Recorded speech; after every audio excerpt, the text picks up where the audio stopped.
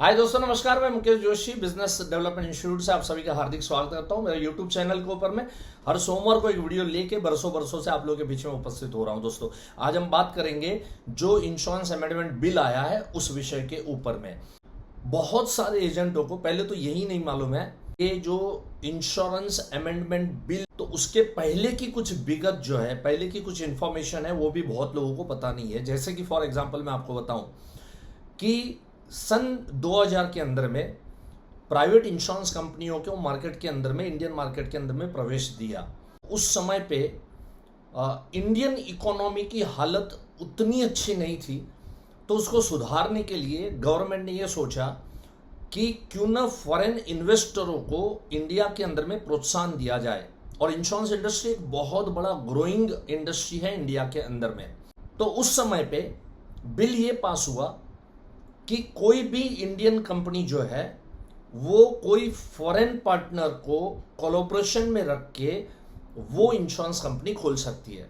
मतलब insurance company अगर कोई इंडियन कंपनी को खोलना है तो उसको कोई ना कोई फॉरेन इन्वेस्टर चाहिए, कोई फॉरेन कंपनी का कोई मालिक या फॉरेन कंपनी उसके कोलैबोरेशन में आनी चाहिए।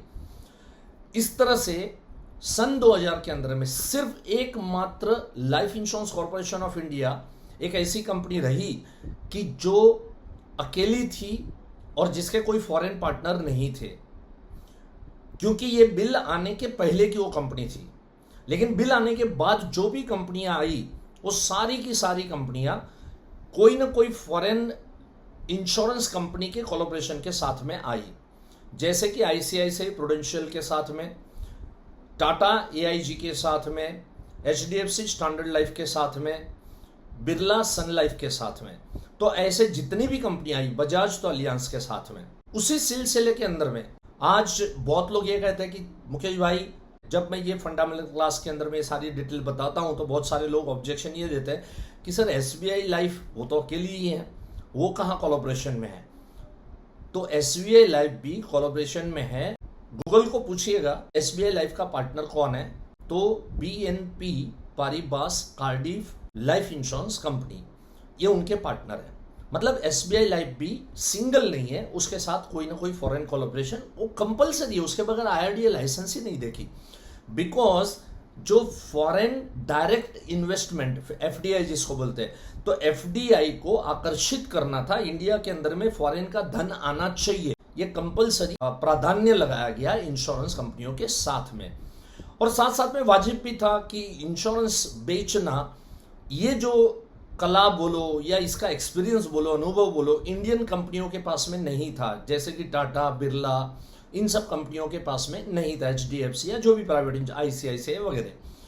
तो साथ में एक एक्सपीरियंस वाली कंपनी भी आ जाएगी और साथ साथ के अंदर में फॉरेन इन्वेस्टमेंट भी आएगा। तो ये पर्पज और इस मकसद के साथ में प्राइवेट इंश्योरेंस कंपनियों को इंडिया के अंदर में एंट्री दिया गया। आप में से बहुतों को ये आज शायद पहली बार पता चला होगा, बहुतों को ऑलरेडी मालूम होगा। मालूम था तो यस लिखिए, नहीं मालूम था तो नो लिखिए। और जिसको मेरे थ्रू किसी न किसी कोर्स के माध्यम से पता चला था तो लिखिए कि यस बट थ्रू कोर्स।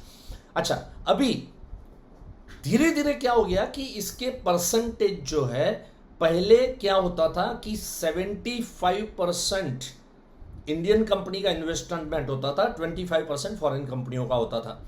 इसको धीरे धीरे बढ़ाते बढ़ाते अभी 74% फॉरेन कंपनियों का हो गया। इसका मतलब किसी को अगर कंपनी खोलनी है इंडिया के अंदर में तो इंडियन कंपनी 26% कैपिटल लगाएगा और फॉरेन कंपनी 74% तक का कैपिटल लगा सकता है। इस अमेंडमेंट बिल के अंदर में ये जो कैपिंग था वो अभी निकाल दिया। इसका मतलब कोई भी फॉरेन की प्राइवेट इंश्योरेंस कंपनी इंडिया के अंदर में अगर कंपनी ओपन करना है तो उसको कोई इंडियन कंपनी को ढूंढने की उसको जरूरत नहीं है। 100% इन्वेस्टमेंट के साथ वो अपनी कंपनी यहां पर एस्टैब्लिश कर सकते हैं, उसको कोई इंडियन पार्टनर को ढूंढना नहीं है। अब देखो, इस बदलाव से आगे जाके क्या चीजें हो सकती है। शायद बहुत सारी कंपनियां, इंश्योरेंस कंपनियां फॉरेन की राह देख रही है, ये राह देख रही थी कि हमें भाई किसी से कोलैबोरेशन अच्छा नहीं लगता, क्योंकि हम किसी से कोलैबोरेशन करेंगे, भले 26% का ही कोलैबोरेशन क्यों ना हो, लेकिन आज उसकी बातों को सुनना पड़ेगा, उसकी बातों को मानना पड़ेगा। और हम फ्री हैंड में काम करने में मानते हैं, तो शायद ऐसी बहुत सारी प्राइवेट लाइफ इंश्योरेंस कंपनियां फॉरेन की इंडिया में आ नहीं रही थी। अब ये रास्ता उनके लिए ओपन हो गया। ये रास्ता ओपन होने से क्या होगा, मार्केट और ग्रो होगा। मार्केट के अंदर में एडवर्टाइजमेंट लाइफ इंश्योरेंस की करने वाली कंपनियां और बढ़ेगी, स्ट्रेटेजियां और बढ़ेगी। कंपटीशन जब बढ़ती है तो उसका फायदा, डायरेक्ट फायदा होता है कस्टमर को होता है। तो इसके माध्यम से कस्टमर को फायदा होगा। हो सकता है कि आने वाली कंपनियां प्रीमियम कम करेगी, अगर ये प्रीमियम कम करेगी तो दूसरी कंपनियों को भी प्रीमियम कम करना पड़ेगा। तो ये सारी चीजें जो है कस्टमर के फेवर के अंदर में जा रही है। अब तक क्या हो रहा था कि कोई प्राइवेट इंश्योरेंस कंपनी है जो इंडियन कंपनी और फॉरेन कंपनी की कोलैबोरेशन में है, काम चल रहा है, लेकिन अभी व्यवसाय उनका अच्छा नहीं चल रहा है, या किसी भी कारणवश अगर उनको अलग होना है, अगर उनको अलग होना था तो इंडियन कंपनी करना चाहती थी काम, फॉरेन कंपनी नहीं करना चाहती, तो इंडियन कंपनी को फॉरेन पार्टनर ढूंढना पड़ता था। फॉरेन कंपनी इंडिया में मार्केट जमाना चाहती थी, लेकिन इंडियन कंपनी को जो नुकसान आ रहा था वो झेल नहीं पा रही थी, तो उसको आउट होना था। तो फॉरेन कंपनी को भी किसी इंडियन पार्टनर को ढूंढना पड़ेगा, और ये अगर पार्टनर नहीं मिला तो उनको शटर डाउन करना पड़ सकता था। तो अब ये सब परिस्थितियों में चेंज हो जाएगा। अब क्या परिस्थितियों में चेंज होगा, इंडियन कंपनी का कोई फॉरेन का पार्टनर नहीं मान रहा है, कुछ उसके रूल्स रेगुलेशन इनको समझ में नहीं आ रहे। इंडियन कंपनी 100% अपने इन्वेस्टमेंट के साथ में आगे बढ़ना चाहे तो वो बढ़ सकती है। फॉरेन कंपनी भी कोई इंडियन पार्टनर अगर उसके साथ उसकी नहीं जम रही है तो वो अपना 100% अपना पैसा लगा के वो इंडियन मार्केट को कैप्चर कर सकती है। सो ये अमेंडमेंट बिल के अंदर में ये सारी चीजें जो है उभर के बाहर आ गई। मतलब मार्केट को और थोड़ा ओपन किया गया, मार्केट को थोड़ा एक्सपांड किया गया। और मेरा मानना है इंश्योरेंस पेनिट्रेशन इंडिया के अंदर में बहुत कम है। इस सब्जेक्ट को लेके मैंने अनेकों वीडियो आपको बताए। साथ साथ में एक और बिल लाना चाहती थी गवर्नमेंट, लेकिन life insurance corporation of India और स्टेट बैंक ऑफ इंडिया ने इसका अपोज किया स्ट्रांग, और इसकी वजह से यह अभी स्थगित कर दिया गया है कि कोई भी इंश्योरेंस एजेंट को 3 कंपनी का लाइसेंस अलाउ किया जा सकता है। 3 लाइफ इंश्योरेंस कंपनियां, 3 जनरल इंश्योरेंस कंपनियां और 3 जो है वो हेल्थ इंश्योरेंस प्रोडक्ट बेचने वाली कंपनियां। आगे चलते हुए सभी इंश्योरेंस कंपनियों को सभी तरह का लाइसेंस दिया जा सकता है। जो सिर्फ हेल्थ के ऊपर काम कर रही है वो शायद हो सकता है कि वो लाइफ पॉलिसी भी बेचना शुरू करे। जो सिर्फ लाइफ पॉलिसी बेच रही है हो सकता है उनको जनरल इंश्योरेंस के लिए मार्केट ओपन कर दिया जाए, हो सकता है उनको हेल्थ प्रोडक्ट के लिए मार्केट ओपन कर दिया जाए। तो ये सब चीजों को लेके ये बिल का अमेंडमेंट काफी जरूरी था। कंपटीशन दोस्तों बढ़ने से क्या होता है कि आज एक प्रकार से मार्केट में उत्साह आता है। मुझे मालूम है सन 2000 के अंदर में जब मैं फुल टाइम काम किया करता था, जब भी प्राइवेट इंश्योरेंस कंपनी आई तो एक हल्का सा डर सभी के अंदर में लगा हुआ था कि आगे क्या होगा। लेकिन आगे आपने देखा कि मार्केट जो है वो सभी कंपनियां अच्छा परफॉर्म कर रही है। सभी कंपनियों के साथ life insurance corporation of India भी अच्छा परफॉर्म कर रही है। उन्होंने भी उत्तरोत्तर उन्होंने भी प्रगति की है, बिकॉज इंडियन मार्केट बहुत बड़ा है। आने वाले 30, 40, 50 साल मेरा यह मानना है कि इंश्योरेंस इंडस्ट्री का मार्केट बहुत बड़ा हो सकता है। तो इसके लिए ये नए अमेंडमेंट जरूरी थे, जो अमेंडमेंट आपको यहां पर दिए गए। दोस्तों मेरी बातें अच्छी लगी है, आपको कुछ नई जानकारी इसके थ्रू मिली है तो जरूर लाइक बटन दबाइएगा। आप कुछ कमेंट में पूछना चाहते हो तो आप जरूर कुछ पूछिएगा। कोई भी कंफ्यूजन है तो जरूर इसका क्वेश्चंस मेरे को यहां पर पूछिएगा। मेरे यूट्यूब चैनल को सब्सक्राइब कर लो, लाइक बटन दबा दो ताकि आपको नोटिफिकेशन मिले, और इस तरह के अलग अलग सब्जेक्ट को लेके आपके बीच में हर सोमवार को मैं उपस्थित होते रहूंगा। मेरे जो अपकमिंग इवेंट है उस इवेंट को जिसको भी रजिस्टर करना है, 12 महीना मेरे साथ आप रहना चाहते हो, सीखना चाहते हो तो आप सीख सकते हो।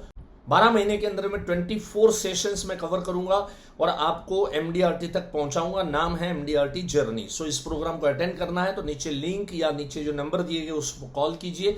First Monday of every month and third Monday of every month ये मेरा सेशन रहता है। ये मेरा 5वां साल शुरू हो रहा है। थैंक यू सो मच दोस्तों, have a nice time, God bless you. मिलते हैं अगले सोमवार को एक नए सब्जेक्ट के साथ, नई ऊर्जा के साथ। थैंक यू सो मच दोस्तों, नमस्कार, जय हिंद। दोस्तों नमस्कार, मैं Kalpana Sahu LIC link road Cuttack की एजेंट हूँ। इस साल को मिलाकर मेरा 8 टाइम मैंडेटरी हुआ है। दोस्तों नवंबर तक मेरा 30 लाख का पॉलिसी का प्रीमियम बाकी था एमडीआरटी के लिए। अप्रैल से लेकर सितंबर तक मैं बहुत एकदम गैप था, मेरा काम नहीं कर पा रही थी बिकॉज़ मेरा एक ऑपरेशन हुआ था जिसके दौरान मुझे गाड़ी चलाना मना था। फिर मैं घर से बाहर ज़्यादा निकल नहीं पा रही थी, लेकिन उसके दौरान जो एमडीआरटी का जर्नी का जो ट्रेनिंग हुआ है, तो ट्रेनिंग ले रहे थे हम, वो 2 घंटे का ऑनलाइन ट्रेनिंग ले रहे थे। अक्टूबर भी हो गया था, धीरे धीरे मैंने काम करना स्टार्ट किया। दिसंबर आ गया था, 15 लाख ही बस हुआ था और 30 लाख का प्रीमियम बाकी था। मैं बहुत टेंशन में थी, मैं सोच रही थी नहीं हो पाएगा शायद, लेकिन फिर सोची एमडीआरटी जर्नी की पार्टिसिपेंट हूँ, उसके बाद एमडीआरटी नहीं करेगा तो कैसे हो। फिर मैंने एमडीआरटी नेक्स्ट 26 का जो है उसका भी रजिस्ट्रेशन करवा लिया। तो एमडीआरटी ट्रेनिंग होगा तो मुख्य सर बोलेंगे ना कि चैट करिए किसका कितना फिगर हुआ है, फिर मैं क्या चैट में क्या लिखूं। दोस्तों काम तो हम लोगों को ही करना पड़ता है, लेकिन वो काम करने के लिए जो एनर्जी बूस्टर वगैरह और जो मार्केट में जाके प्रेजेंटेशन देने के लिए जो रोड मैप होता है, वो मुकेश सर का जो एमडीआरटी जर्नी में रोड मैप देते हैं और जो प्रेजेंटेशन देते हैं, जो कंसेप्ट दिखाते हैं, उसी से मैंने बहुत कुछ सीखा था। तो इसी दिसंबर के महीने में मैंने 33 लाख का प्रीमियम कलेक्शन किया है और मेरा एमडीआरटी भी हो गया है। उसके लिए मैं तहे दिल से मुकेश सर का बहुत आभारी हूँ। और मेरा स्पेशल थैंक्स रहेगा वो नरेंद्र मोदी सर, जो वो बहुत अच्छा प्रेजेंटेशन दिए हैं, उनके इंस्पिरेशन के वजह से मैंने एमडीआरटी कर लिया है। दोस्तों मेरा हिंदी थोड़ा, मैं उड़िया हूँ तो मेरा हिंदी थोड़ा ज़्यादा अच्छा नहीं है, लेकिन फिर भी थैंक यू।